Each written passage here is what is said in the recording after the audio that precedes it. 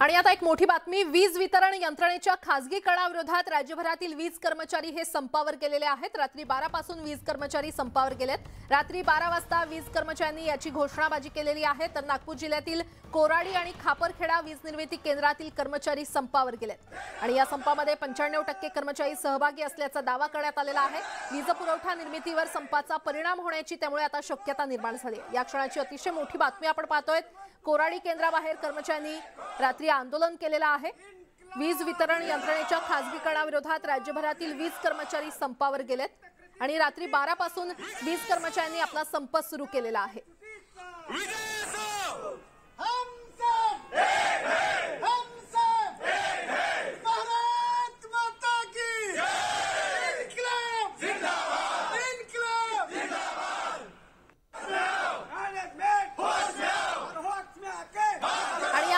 अधिक माहिती देत आहेत आमचे प्रतिनिधी उदय तिमांडे आपल्यासोबत जोडले गेलेले आहेत।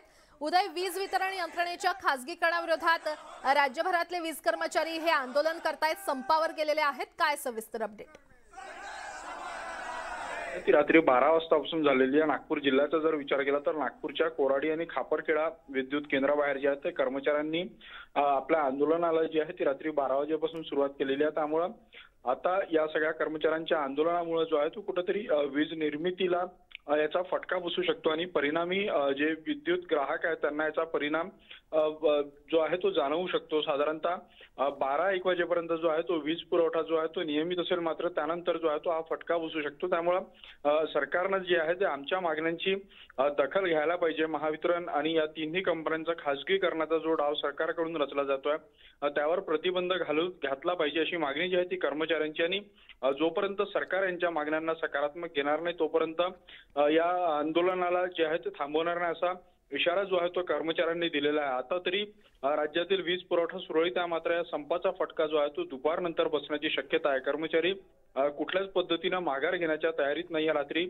12 वाजेपासून जे आहे ते आंदोलकांनी कोराडी वीज केंद्राच्या बाहेर जे आहे ते प्रदर्शनाला सुरुवात केली होती आणि सकाळी देखील मोठ्या संख्येने कर्मचारी या सगळ्या गेट बाहेर जमा आहेत आणि सरकार आणि प्रशासनाच्या विरोधात नारेबाजी करता या ठिकाणी मोठा पोलीस बंदोबस्त देखील जो आहे तो तैनात करण्यात आलेला आहे। निश्चितच उदय, धन्यवाद या सविस्तर माहितीसाठी।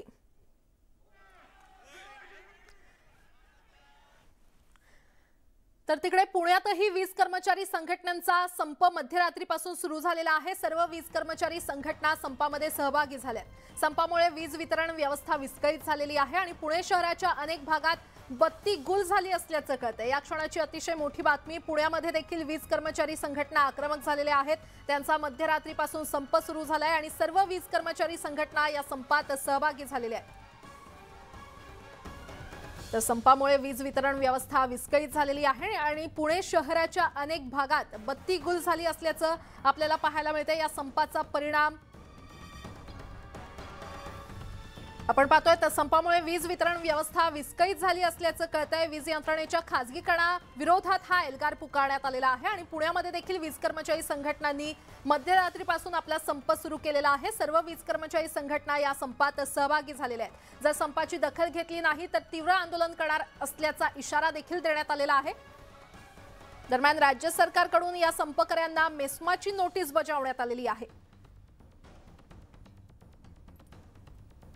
आणि या संदर्भात अधिक माहिती देत आहेत आमचे प्रतिनिधी चंद्रकांत फुंदे आपल्यासोबत जोडले गेलेले आहेत।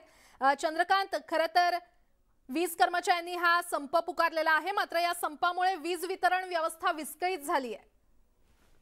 हो, निश्चितच। मी पुण्यामध्ये तर पहाटेपासूनच अनेक भागात बत्ती गुल झालेली आहे। अनेकांच्या घरात लाईट नाही, त्यामुळे सकाळची सगळ्याच नागरिकांना बाहेर पडायचं असतं नोकरीनिमित्त, मुलांच्या शाळांसाठी। सगळ्यांची अक्षरशः त्रेधा तुरपट उडून गेलेली आहे। प्रचंड हालमय। आज तर पहिला दिवस सुरुवात आहे, 3 दिवस कसं काढायचे असा प्रश्न आता सगळ्या सामान्य नागरिकांना पडला आणि कर्मचारी मात्र आरपारच्या लढ्यावर ठाम आहेत। त्यांचं म्हणणं आहे की खासगीकरण आम्ही कदापि होऊ देणार नाही। वीज वितरण व्यवस्थेचं खरं पाहिलं तर ते ऑलरेडी सुरू झालेलं आहे खासगीकरण आणि त्याला आता हा विरोध म्हणून हा सुरू झालेला आहे। त्यामुळे सरकारने जर दखल घेतली नाही तर अख्खा महाराष्ट्र अंधारात बुडायला फार काळ लागणार नाही। निश्चितच आता तरी सरकार या संपाची दखल घेते का हे पाहणं महत्त्वाचं ठरणार आहे। चंद्रकांत, धन्यवाद या सविस्तर माहितीसाठी।